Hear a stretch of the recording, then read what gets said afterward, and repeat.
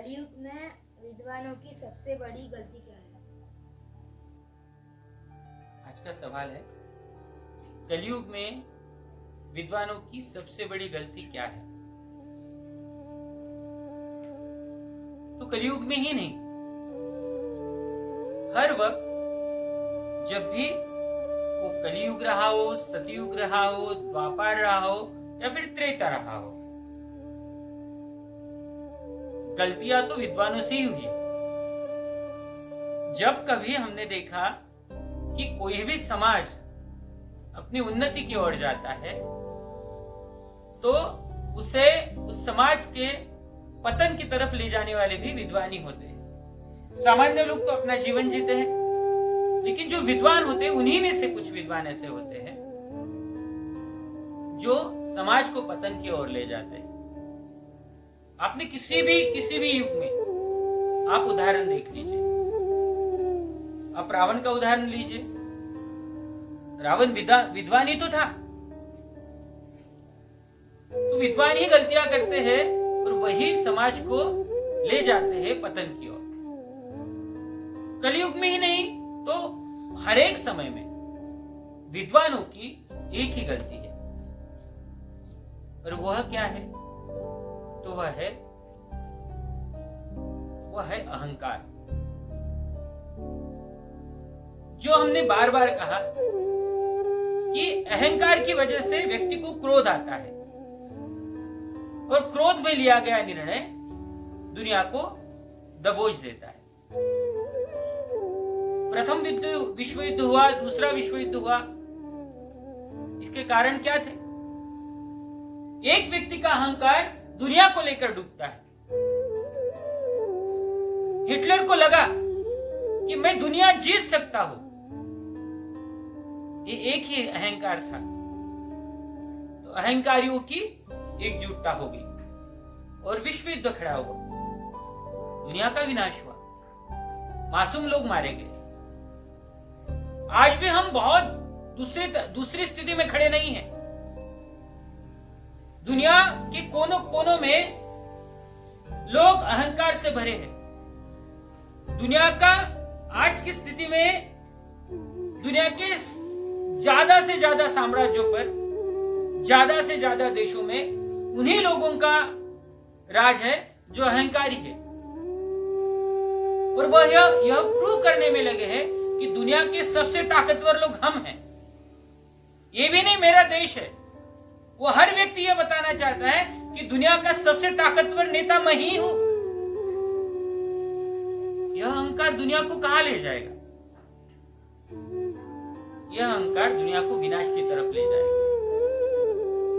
कल की बात है, हमने देखा कि अमेरिका के राष्ट्राध्यक्ष डोनाल्ड ट्रंप ने भारत पे सबसे पहले 25% टैरिफ लगाया, मतलब टैक्स लगाया, और वह कम हुआ, इसीलिए तुरंत 2 दिन बाद बढ़ा के उसको 50% कर दिया।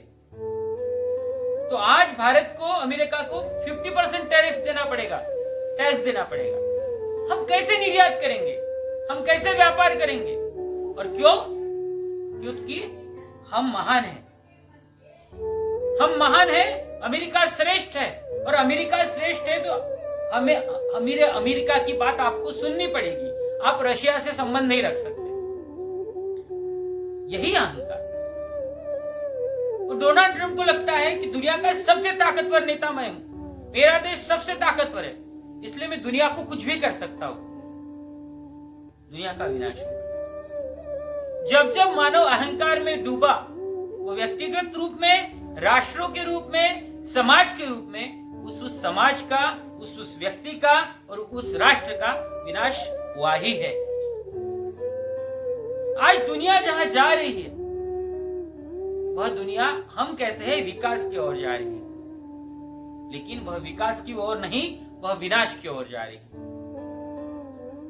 क्योंकि इस युग में हर विद्वान व्यक्ति, अब मूर्ख तो है नहीं ये लोग।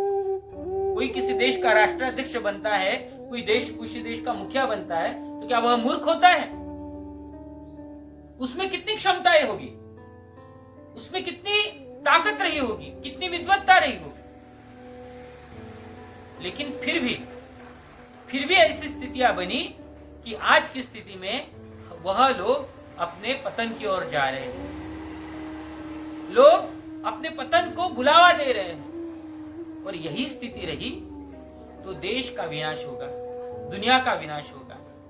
इसीलिए अगर आपको लगता है कि आपकी उन्नति हो, दुनिया की उन्नति हो, वह कलयुग में ही नहीं, वह सतयुग में, वह द्वापर में या त्रेता में कभी भी, तो आपको अहंकार को बाजू रखना होगा। लोग कहते हैं आज कलयुग है, कलयुग है, कलयुग है। अरे कलयुग आज थोड़ी ना है, कलयुग आज थोड़ी ना है। फिर सतयुग था, राम के राज्य में क्या था? सतयुग था, त्रेता युग था। तो फिर त्रेता युग था तो फिर क्यों किसी की औरत को उठाया जाता था?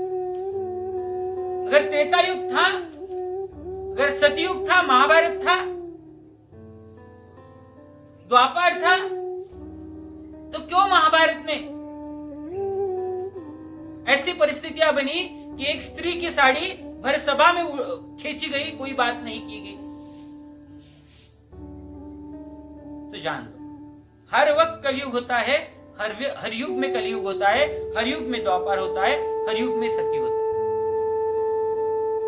हमें बनाना है समाज को, हमें हमारे समाज को कलयुग में रखना है या फिर द्वापर में ले जाना है, त्रेता में ले जाना है, हमें तय करना है। और हर युग में विद्वानों की ही गलती, विद्वत्ता का जब घमंड हो जाता है, विद्वत्ता का जब अहंकार हो जाता है, क्योंकि यह सब चीजें वही है। कली कहाँ रहता है? तो घमंड में रहता है। घमंड कहाँ है? तो सोने का घमंड है, सत्ता का घमंड है, और कली के स्थान तो यही है। सत्ता, सोना, यही तो कली के स्थान है। इन सब बातों का लोगों को घमंड, और जब जब घमंड होगा किसी भी व्यक्ति को, विद्वानों को या फिर मूर्ख को भी, तो उसका पतन निश्चित है। इसीलिए व्यक्ति की जिम्मेवारी, समाज की जिम्मेवारी है, और राष्ट्र की जिम्मेवारी है, दुनिया की भी जिम्मेवारी है कि हम अपने अहंकार से दूर रहें।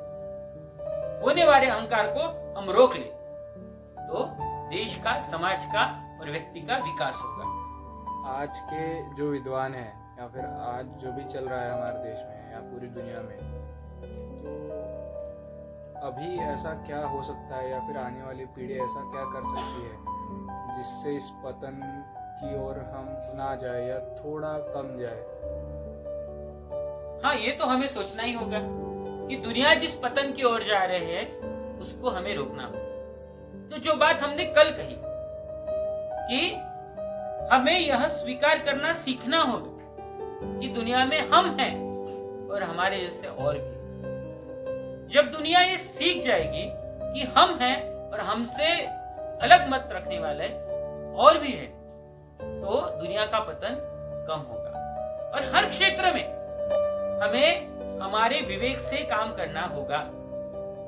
हर क्षेत्र में, वो हम निसर्ग की बात करें, पर्यावरण की बात करें, प्रकृति की बात करें, व्यक्ति की बात करें, धर्म की बात करें, राष्ट्र की बात करें, बात कोई भी हो, हमें यह सोचना ही होगा कि हमसे परे भी कोई है, हमसे अलग भी कोई है।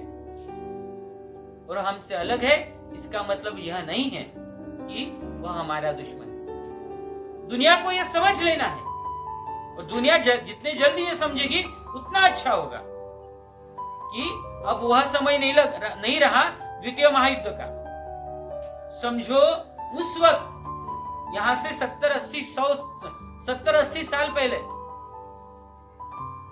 जब जापान पर 2 शहरों पर हिरोशिमा और नागासाकी पर अणुबम गिरा, तो आज तक वह शहर संभल नहीं पाए।